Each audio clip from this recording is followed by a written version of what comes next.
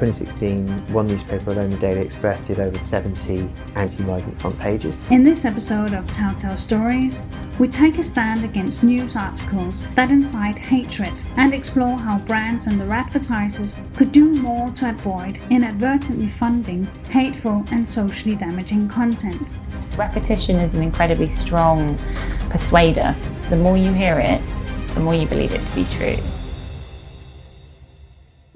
We all know headlines that are shocking in some way or that incite hatred sadly sell newspapers.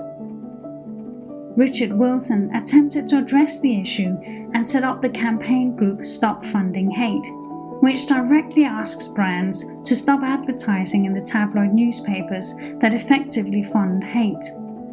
Well, in 2016, I was working in a charity, and it was like a lot of charities. It was an organisation that would get the newspapers every day to see what the papers were saying, and I would come down to my lunch break to the kitchen downstairs where I was working, and I would see all these newspapers laid out, and day after day I would see these really inflammatory headlines about migrants. One lunchtime I flicked through, I think it may have been a copy of The Sun, and I saw that my phone company was advertising in that newspaper, and I started to think, well, maybe there's something that we could do here if we speak to some of these companies and use our voice as a consumer, to say, well, we're not happy with this. We don't want the money we give you to be spent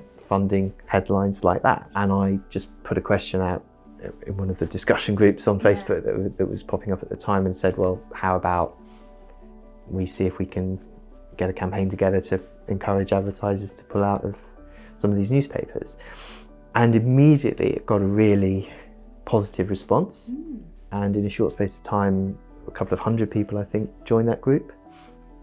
And it was really a really big open discussion where we were kind of collectively crowdsourcing ideas, working together as a group of people, many of whom had never met each other before, to problem solve and think, how could this work?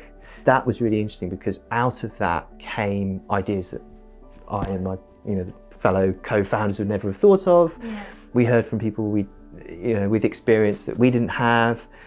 And so through that early process of discussion, a real quite sophisticated set of ideas were put together that had input from probably hundreds of people. I mean, some of them may have just left a couple of comments, or some of them were very, very engaged, but collectively that group of people helped to build the core principles that then became the Stop Funding Hate campaign. Richard had clearly hit a nerve with the British population.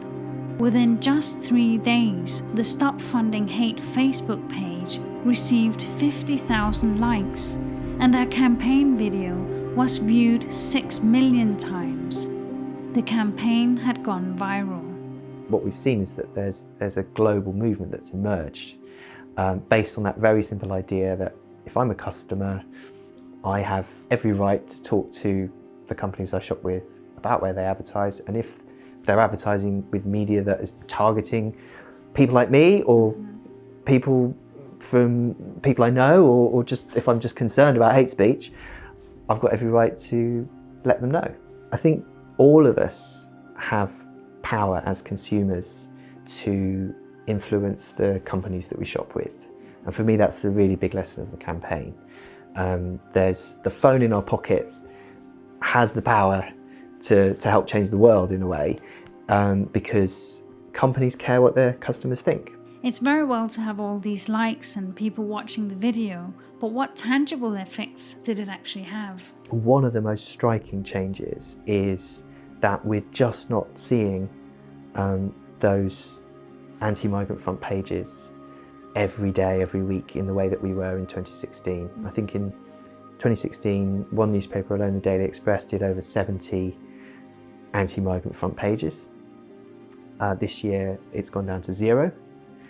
Feedback we've sort of had from people in the media has given us good reason to think that the concerns around advertising, the concerns of advertisers, has played an important role in that. And one of the most striking things that we saw recently was the new editor of the Daily Express has talked publicly about the impact on his thinking of the Stop Funding Hate campaign, which again, we would never have expected that level. So all those people who shared that video in 2016, who helped to get the word out there, all those people who spoke to an advertiser, encouraged the companies they shop with to rethink their advertising, that worked. It had an impact. It's had an impact on the thinking of people who work in the media in the UK.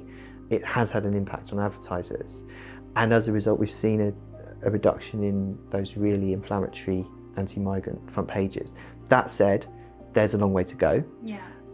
We know that particularly on transphobia, there were really serious issues in the media in the UK, and we also know it's not just those 3 newspapers that formed our original focus. Some of these things are systemic issues within the UK press as a whole. So there's a way to go, but we've found a model that can work. We've found a tool that people can use that can actually help to make positive change, and I think that's a really valuable thing. Attempting to change things from the inside, Harriet Kingaby and Jake Dobbins created the Conscious Advertising Network, which has produced a series of manifestos aimed at advertisers. The Conscious Advertising Network is a network of around over 100 organisations now, and it's everyone from advertisers through to tech providers through to civil society groups.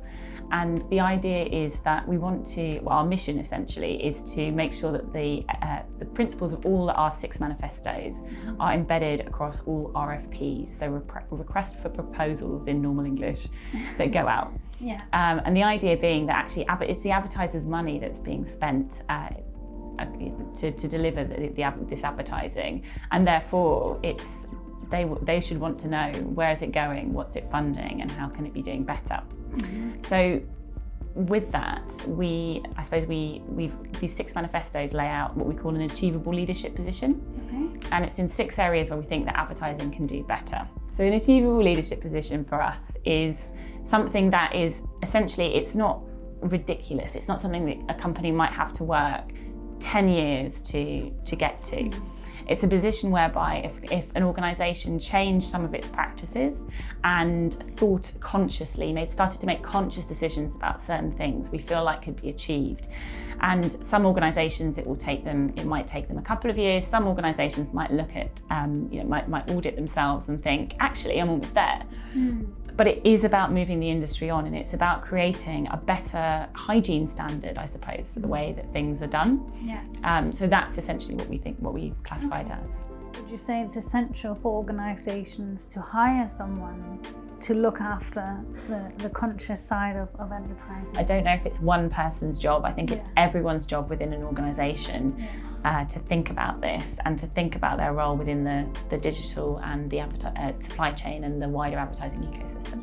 But isn't there some sort of monitoring in place at the moment? These conversations are happening behind closed doors a lot. Lots of agencies have things they call blacklists for clients, which means it's like sites that clients just don't want to advertise on, or whitelists, so sites that are safe and essentially, the clients really do want to advertise on. So that is happening, and you'll see it more and more. There's organisations out there that make a living off of verifying news sites in terms of how factual they think they are, and also there's organisations that have been set up to verify that advertising goes where it says it, where they think it's going. There's all these initiatives being set up, and I think it's very important that we keep this debate going about the necessity for this, particularly at the moment with the rise of populism. There's a lot of evidence around the way that we psychologically react to the information we receive, and the way that things are packaged up has a huge impact on how individuals feel and on the national narratives that are created. And I mean, if advertisers, we believe that advertisers can choose to be part of that or not part of that. And it's not just about what they say, it's also about what their adverts fund. Thank you for watching this episode of Telltale Stories. We hope you found it interesting and thought-provoking. If you have any questions or would like to discuss the topic further, feel free to get in touch on alexandra@telltaleresearch.com.